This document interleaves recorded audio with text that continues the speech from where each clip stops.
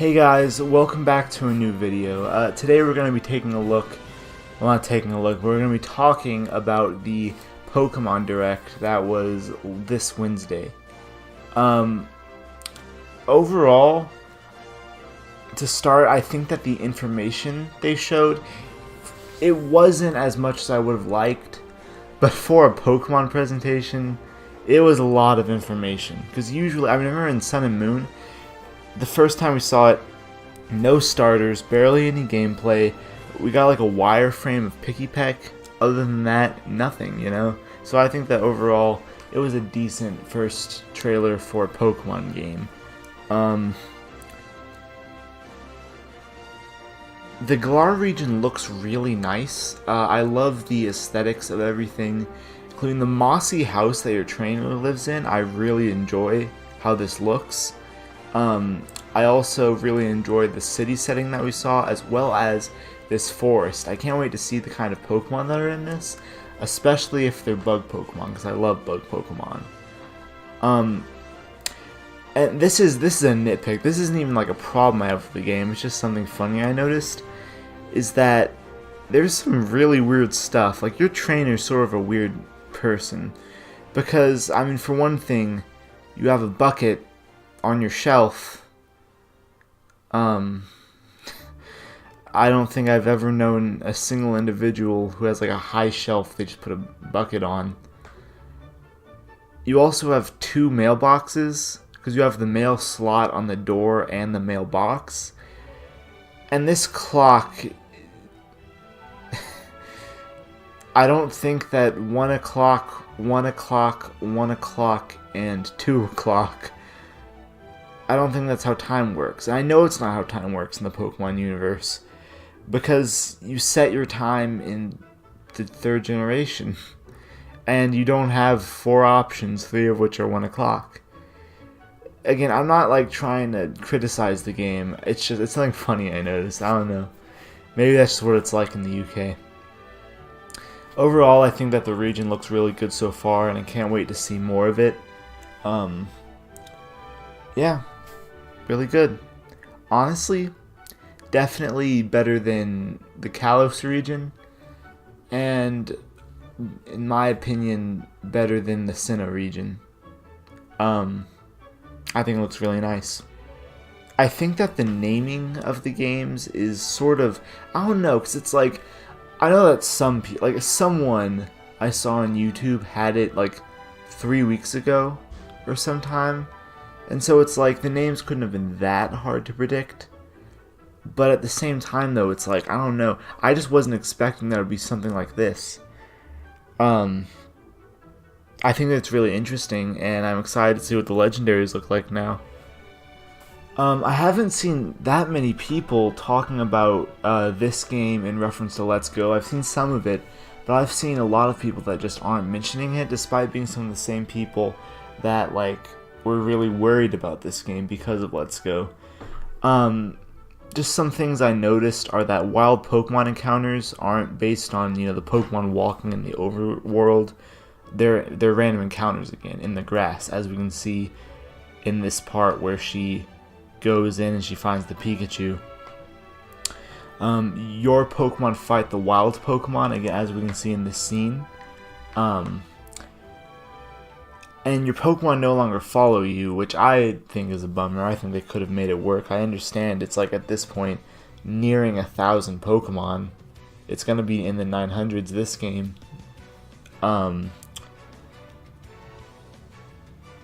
But I still think they could have pulled it off. Also, the Pokemon have different shading, and personally I actually prefer the Gen 8 shading over the Let's Go shading, because Let's Go looks nice, but at the same time this made me realize that the aesthetic of Let's Go is almost, it reminds me of those mods that I've seen for Pokemon Sun and Moon, where you can make the game look more graphically impressive by taking out shading.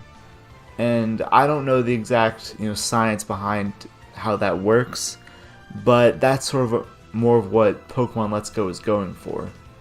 And so I think that Gen 8 looks really good. I think they both look good, but I just prefer Gen 8. Moving on to the new Pokemon, and now again, in Sun and Moon we didn't even see the starters the first time we learned about the game. So I'm really excited to see those this time. But to start, we'll go with Scorbunny. Scorbunny is my least favorite of the three. Not that I don't like it, because I do like the design. But I'm probably not going to pick it, and I'm going to wait to see its evolutions. And there's a theory going around that it's a fighting type, which I'm perfectly fine with. Like, here's the thing. It's that, yeah, it's unfortunate that you had Blaziken, then Infernape, then Emboar. But at the same time, though, I just don't think that it really matters all that much. I mean, of course it would be nice to have a new, like, fire starter type. But firefighting, it's like, really in the grand scheme of things, doesn't matter that much that it's the same type as previous Pokemon. Because it's not like you're going to be starting with Chimchar, or Tepig, or Torchic. You're just, I mean, I don't know. It doesn't matter to me. I'll leave it at that. One last thing is that I hope that whatever this Pokemon ends up being, it becomes bigger instead of taller. I don't want this thing to get really lanky and tall. I want it to get like bigger and like bulkier, like stretch a little bit. Just take them and just. So Sobble, I really enjoy the design and I can't wait to see what it evolves into. And I love the invisibility aspect of the design. He's supposed to be like a chameleon, sort of like Kecleon, except I don't know. It's just I like the invisibility. I really dig that. I appreciate that. I want it to become more laid back and chill. And, of course, get bigger. And I prefer a pure water typing, or if, I have to have another typing, I want a water ghost or a water psychic. Finally, Grookey. Once again, I love the design. I love the rhythm music aspect of the design. And I'm thinking Grass Rock for Grookey's evolutions, where he uses the rocks as drums. I think that would be really cool. Overall, the three new starters look pretty nice, and I can't wait to see what their evolutions look like, as well as the new Pokemon of their region. To go into predictions, I only have a few. For starters, the games are called Sword and Shield, and now when I hear those two things, I think, of course, of Aegislash, but I also think of Steel, the sword, the shield, both made out of steel. I also think of a hero or adventurer that would probably go on a quest, and so to put it bluntly, I can really see there being two evolutions, a steel type and a dragon type one. For now, let's call them Medion and Drakeon. Now, these two types of evolutions have been something that people have wanted for a while, but never before has it fit so much. Because of course you have the motif of the sword and shield with the adventurer and the steel that I mentioned just a second ago, but also the UK is a European country with a very, I feel like UK is almost the stereotypical country for like a medieval setting.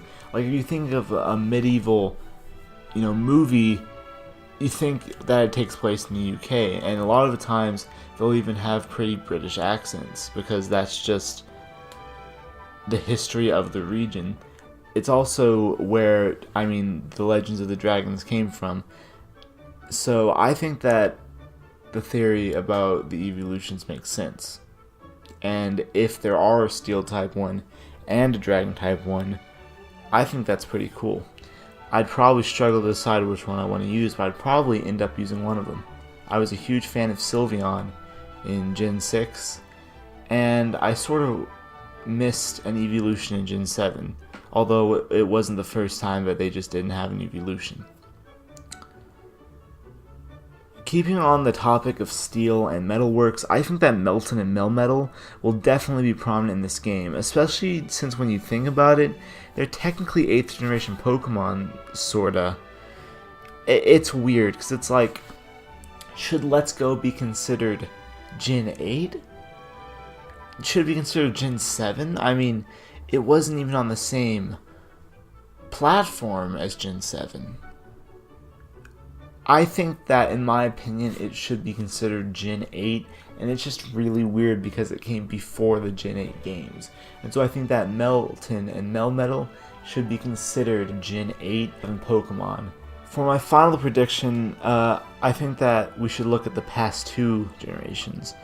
Both Generation 6 and Generation 7 introduced new forms to certain Pokemon. Mega Evolutions were in Gen 6, and Alolan forms were in Gen 7.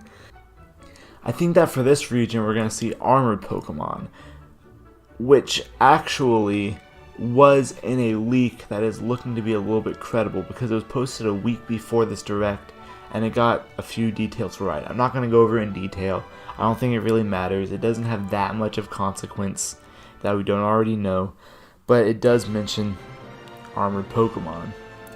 And I think that in this game they're going to expand more on the Great Pokemon War. I think that the Armored Pokemon are going to be a tie-in to that. In conclusion, I'm coming out of this Direct now. See, again, it was 7 minutes long. It wasn't anything impressive at all. But at the same time, though, I haven't been this excited for a Pokemon game since Pokemon Black and White. Now, let me put that into context here. By the time I was like a really big Pokemon fan, I had played Pokemon Leaf Green, Pokemon Emerald, and Pokemon Heart Gold. I was playing these games, after Diamond and Pearl and Platinum came out. And so, Pokemon Black and White was the first time where I was part of the build-up to it. Because everything else before that had either come out before or had come out when I was too young to really pay attention to that sort of thing. And so when Black and White was coming out, I was ecstatic. I was thrilled, and honestly, I sometimes wish I could go back and relive that hype. Because, and especially since that was a pre-internet time for me. Nowadays, you can't go anywhere without having something spoiled for you, right? I can't remember the last time I've played a game and I've been completely surprised by what's in it, the contents of it. Because we've just reached this climate, especially in the Pokemon community, where you get spoiled so much on everything. I remember when I was to the build up to Ultra Sun and Ultra Moon, which ultimately I haven't played that much.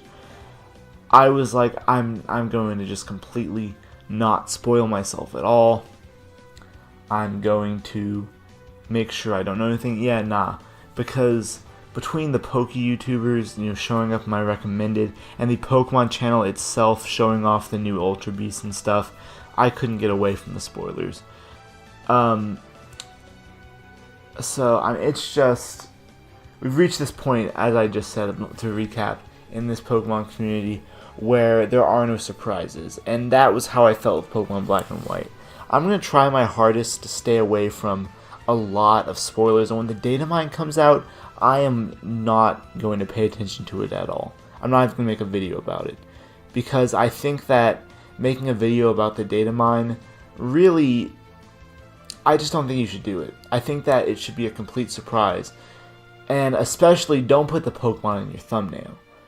But so, again, I'm going to try and go into this surprised, and I want this to be more like it was with Black and White. I haven't been this excited since then, and I want to be excited now. And seeing these three Pokemon, I'm like, wow, it reminds me of Pokemon Black and White. Because I remember when Pokemon Black and White was coming out, I was bewildered by the new designs. With Pokemon Sun and Moon, I don't think I was really all caught up with the designs. But with these three that we've seen so far, I'm like, yeah, nah, those are really interesting, and I love them, and I can't wait to see more, but not too much more. Rambling aside, those are my opinions on the Direct, and I'd be interested to know what you thought down below. As always, I hope you have a nice day, and, well, at this point, I just can't wait for E3. That's the next step, unless there's a Smash Direct. Well, see y'all later. Bye.